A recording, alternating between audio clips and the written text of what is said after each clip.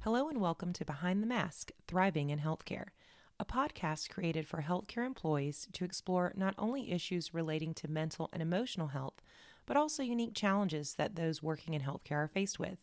Your hosts are Adina Tucker, a licensed clinical social worker with Dartmouth Health, and Jennifer Hensey, an MSW also with Dartmouth Health.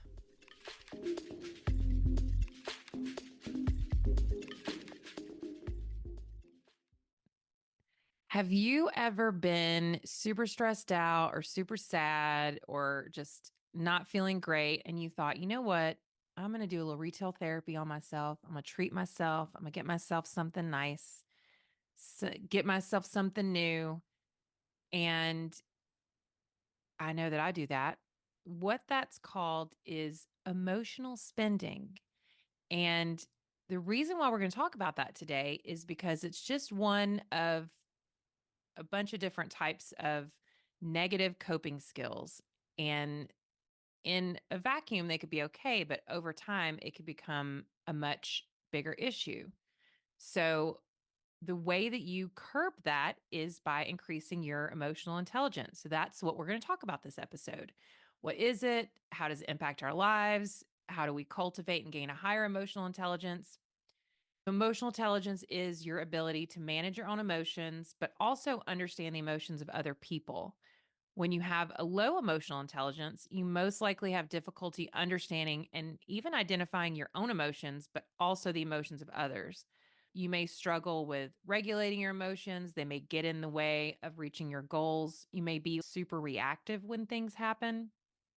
And this can make it difficult for you to communicate with other people, especially if you're having, outbursts when you're faced with something that causes a lot of emotion instead of being able to control it and process it. And like I just mentioned, a lower emotional intelligence can also lead us to having some pretty unhealthy coping mechanisms. And one of those I started with is emotional spending. Yeah, and emotional spending can easily get out of control. It's pretty much like anything that can be bad for you. When you do it consistently over time, it can have some pretty negative effects. Emotional spending can contribute to your overall financial stress, maybe not in the moment when you're getting that hit of dopamine, but afterwards when you start seeing your bank account or you get your credit card bill, you might start experiencing some much higher financial stress overall. Financial stress is so overwhelming and it can feel crippling. Research has also shown that those with financial stress were 20 times more likely to attempt suicide. Certainly, our financial situations don't happen in a vacuum, and there are many contributing factors to it. But it can't be denied that if you tend to be an emotional spender, more often than not, when you're experiencing emotional triggers, that's going to eventually increase your financial stress. Absolutely. And emotional spending isn't the only maladaptive coping mechanism that is used when someone has a lower emotional intelligence. Substance abuse is another. Maybe you have a drink anytime an emotion is too big to handle. Once in a blue moon is reasonable, but if that becomes your constant coping plan, then you're starting to develop an issue. Procrastinating and avoidance are other forms of coping that aren't always best for us. Some people will also engage in lots of risk taking behaviors to get those dopamine hits and change their emotional state. You might be listening and recognize maybe you use spending as a coping mechanism when you feel stressed or something triggers you emotionally, or one of the other maladaptive ways of coping. So then let's think about how do we make a change so that we don't use retail therapy or anything else that could be harmful long term as a coping mechanism. And one way that we can do that is by developing and increasing our emotional intelligence. Nadina, as you mentioned in the beginning, emotional intelligence, it's our ability to manage our emotions and also understand the emotions of other people. But there's different elements to emotional intelligence. The key components are self-awareness, self-regulation, motivation, empathy, and social skills. If you're a person with high emotional intelligence, you would be skilled at identifying your own feelings, knowing the meaning behind those feelings, but also understanding how your feelings then affect your behaviors. With other people, you can't and should not try to manage the emotions of others. However, if you can at least understand where they are coming from, then it can help guide you in interacting with them. Absolutely. And It can help you manage and navigate situations in all your relationships, personal or work. So let's break down the components of emotional intelligence and see how we can increase our proficiency with each one, which will in turn raise our overall emotional intelligence. And then that will allow us to not only curb emotional spending, but any other harmful coping mechanisms that we might be using. So I'll start with self awareness. Self awareness on its own is a wonderful tool to have in your toolkit. Those who have high self awareness generally report just an overall better well being. What exactly is it? Well, self awareness is our ability to look inward at ourselves, but also to self evaluate. Once we do that, we're able to have a greater understanding of who we are, why we do things. A study from 2017 found that people who have high self awareness and regularly self reflect usually have a more positive self image and are able to understand others better as well. Usually, you'll gain better communication skills and just overall better well being. What is usually helpful for me are action steps. Okay, that's super cool. How do I do that? Let's look at some action steps to help you increase your self awareness. First, you need to start to look inward. Journaling regularly, daily if possible, is a great way to do it. And you can find all sorts of guided journaling as well if it's not something that you've done before and you feel like you need more guidance. But you could start with some questions such as, what was I thankful for today? What were the highs and lows of my day? Is there anything I could have done a better job of? Or is there an area where maybe I felt like I could use some support? It really helps you to evaluate your own headspace and what your own emotions are and what's difficult for you and also what's easy. Meditation and quiet reflection are also helpful. There are again all sorts of guided meditations that you can help to get you started if you are new to it. There are different apps like Insight Timer, Calm, and there are even some guided meditations on YouTube that you could use. Another thing that you could do to start increasing your self awareness is write down your values. What is important to you and why? These are things that help you to know yourself better. Anytime you have a very strong reaction to something, whether it's a conversation, something someone does, or even something you see on TV, take time to reflect on what you felt when you felt like that before and see if you can start to make connections between your emotions, your reactions, and past experiences. That's super helpful. And it's actually when I'm talking to someone, when I first start seeing someone for therapy, one of the things I always ask is if I want to really know who you are as a person, what's important for me to know about you? What do you value? What do you feel like really encompasses like who you are? And sometimes people are taken aback and they're like, I don't know, which is, can happen. Hmm. So it is a really important thing to consider. Yeah.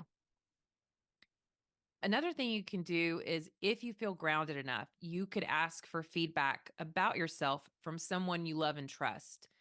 Tricky part about that is it's very easy to become defensive, especially if you were to hear something that triggers feelings of judgment or shame. So, would not go into asking for feedback if you don't feel super grounded and if you aren't in a place where you're fully able to hear whatever feedback is offered.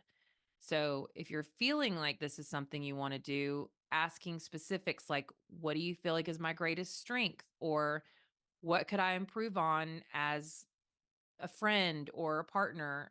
And also, what do they perceive your values as being? Those are all really solid action steps you can take. So I'm going to look at self-regulation and how we can work on that one.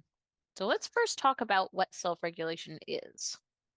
It's how we control our behavior, our emotions, and even our thought.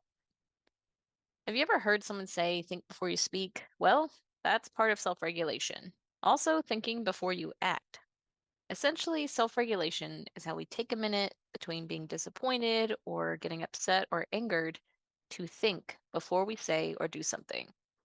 It helps us to better handle stress and disappointment as we move through life. We also use our self regulation skills to rebound from something disappointing or perhaps a personal failure. It helps us be more resilient. I'm going to talk about some skills you need in order to be efficient at self regulation. Some of these you'll notice were also helpful in developing your self awareness. The first is mindfulness. Mindfulness is, of course, the practice of being present, not letting your mind wander, but being present in the here and now. There's different ways to practice that.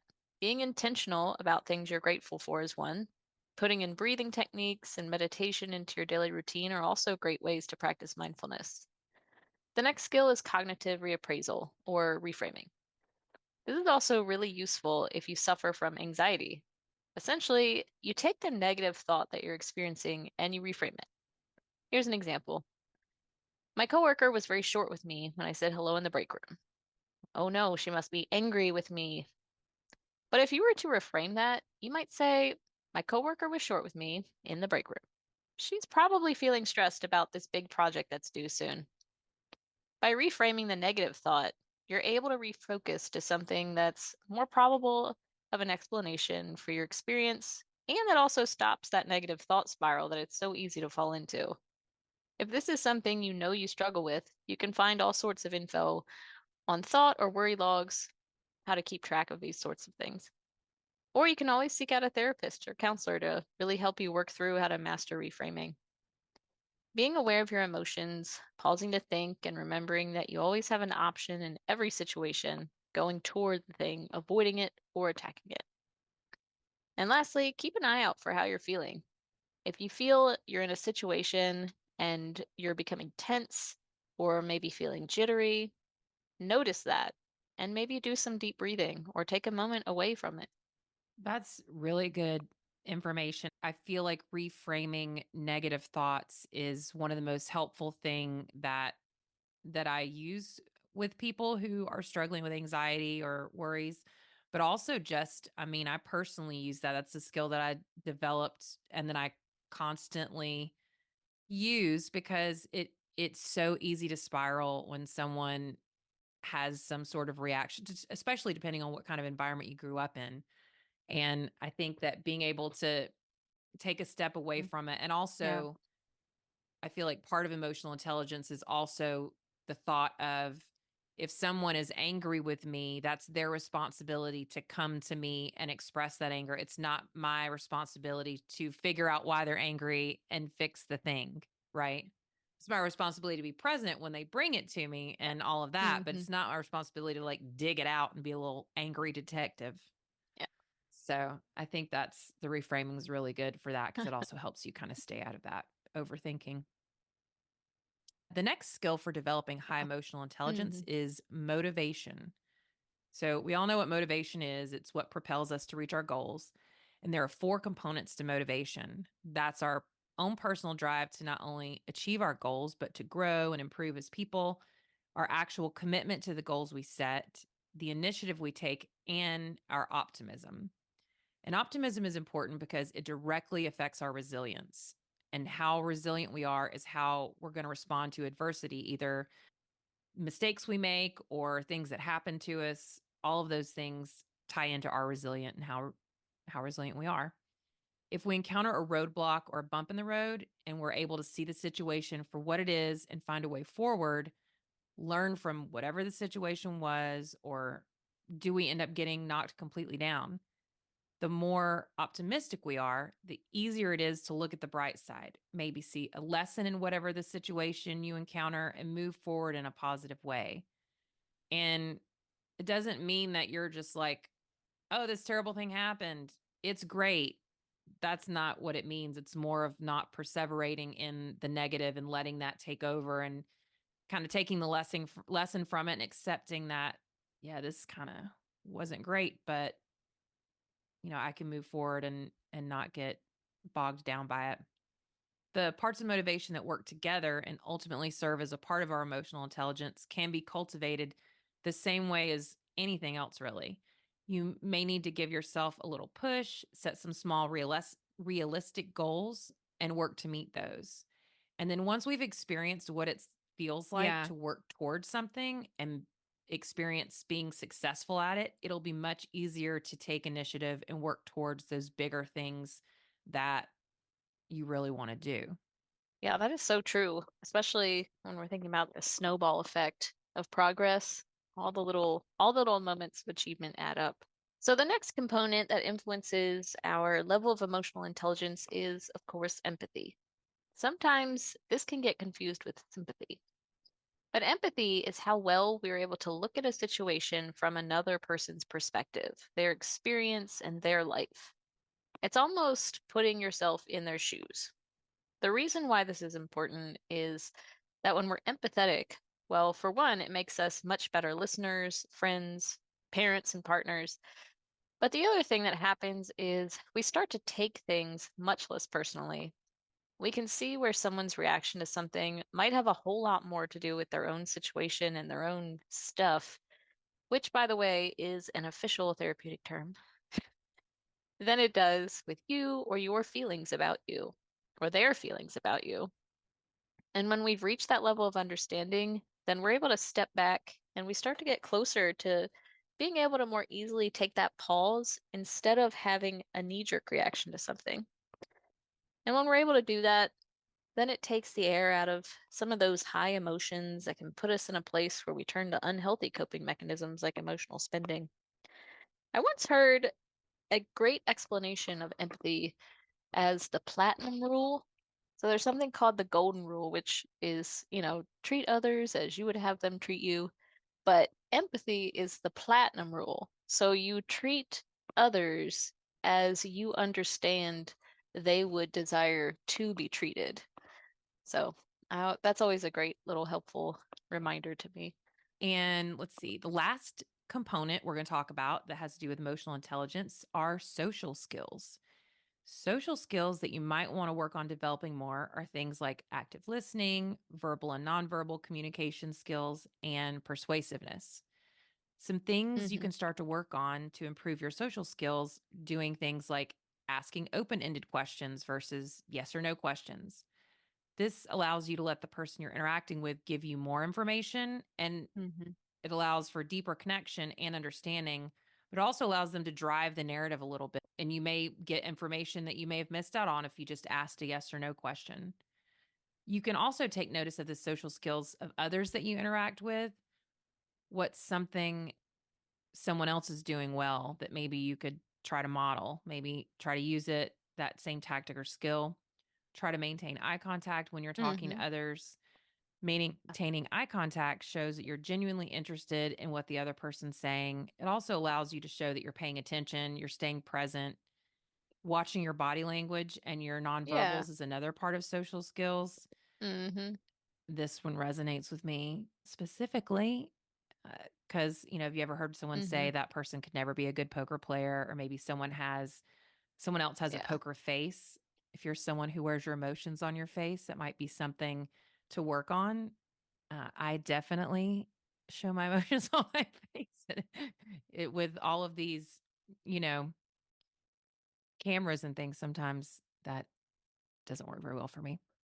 Some of these are easier to work on than others. If you Google active listening, there are tons of resources out there that can give you pointers and ways to interact and improve your active listening skills. Honestly, improving your emotional intelligence will help you to start to curb any things like emotional spending or procrastination, but it will also help with other areas you struggle with. Emotional spending is like anything else that we use to give us that feel good hit. Some people are emotional eaters and they eat when they're upset or feeling emotional. Some people drink when they're upset or they isolate. There are all sorts of maladaptive coping mechanisms that people use. And honestly, working on these areas that allow you to be more present, mindful, and self aware will help decrease any unhealthy coping skills that you may have. That's great. I love that.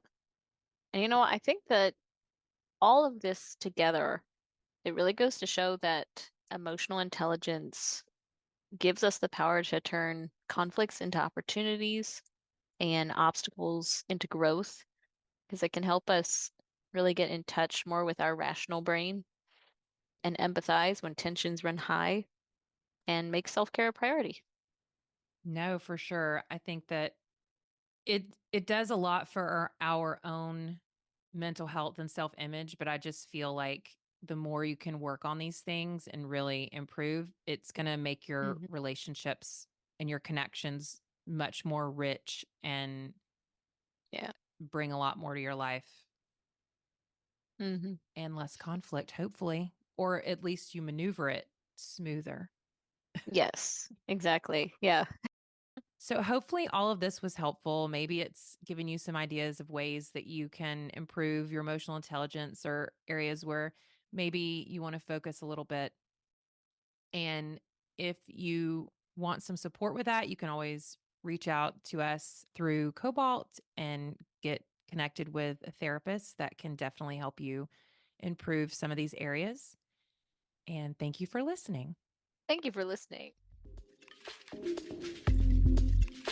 Thank you for joining us this week.